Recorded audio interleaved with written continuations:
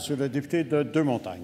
Merci, Monsieur le Président. C'est écrit noir sur blanc dans les données budgétaires. Notre réseau routier se dégrade. 50 de nos routes au Québec sont dans un état déplorable. Ce sont des chiffres du gouvernement.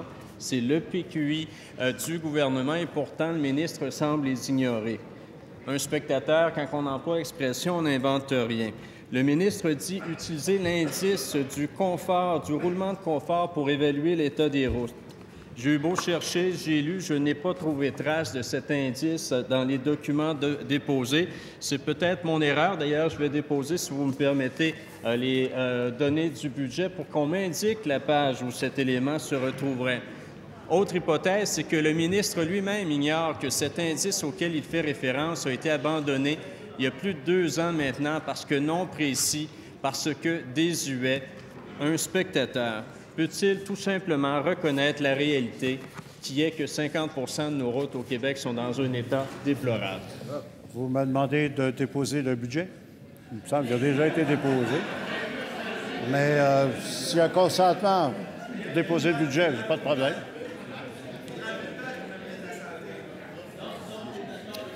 Monsieur le ministre, ça se peut. Ministre des Transports.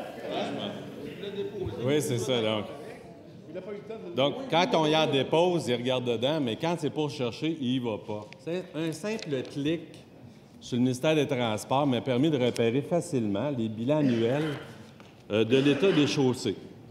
Donc, année après année, depuis 2006, depuis le rapport de la Concorde, il y a au ministère un petit clic là. Vous allez avoir toutes les informations concernant l'état des chaussées, la méthodologie, l'évaluation, qui démontre qu'année après année, l'état des chaussées, après ça des structures, si on vire toutes les pages, ça démontre qu'on est parti à 52 pour atteindre près de 80 dans le dernier rapport de 2015. Vous savez où? Cette année, je vais déposer le rapport de 2016. Puis en plus, on a annoncé 4,6 milliards pour l'ensemble des réseaux du Québec. Donc, dans toutes les régions du Québec, on améliore à tous les jours, à toutes les années, l'état des chaussées des réseaux avec les investissements qui sont requis selon des méthodologies d'intervention. Sincèrement, le réseau stratégique couvre 87 de la population, 91 des emplois et il est à près de 80 Alors, s'il faut juste un petit peu plus que de sortir du dépôt... Première complémentaire, Monsieur le député de Deux-Montagnes. Le ministre admet directement que les chiffres contenus dans son budget ne sont pas exacts. C'est un petit peu ironique parce que le ministre de la Santé a déposé ou a fait pareille déclaration il y a quelques jours. Donc, on a 2 ministres qui, en quelques jours, désavouent les propres chiffres de son gouvernement. L'indice de roulement du confort a été aboli, a été abandonné en 2014 parce que désuet. Il s'y réfère toujours parce que c'est à son avantage, ça déforme la réalité. D'autres vont appeler ça... D'abord, je vais inviter le ministre des Transports à répondre, mais je vais évidemment vous inviter à éviter de prêter des intentions à vos collègues. Monsieur le ministre des Transports.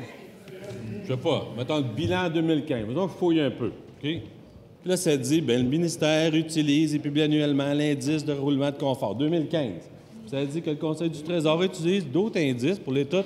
Comment se trouve l'état de la maison en général en utilisant d'autres indices? Je le dépose annuellement. Je vais le redéposer encore cette année pour dresser le portrait de l'année passée.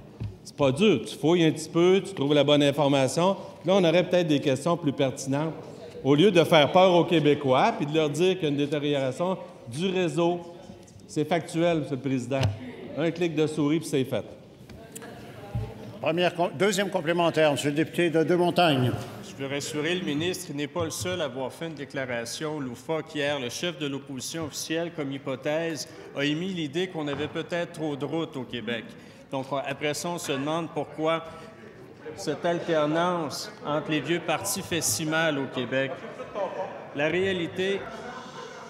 Et pour avoir une réponse, en fait, vous le constatez comme moi, obtenir une réponse est impossible, sinon est peine perdue. Question au premier ministre, à quand un véritable ministre des Transports au Québec?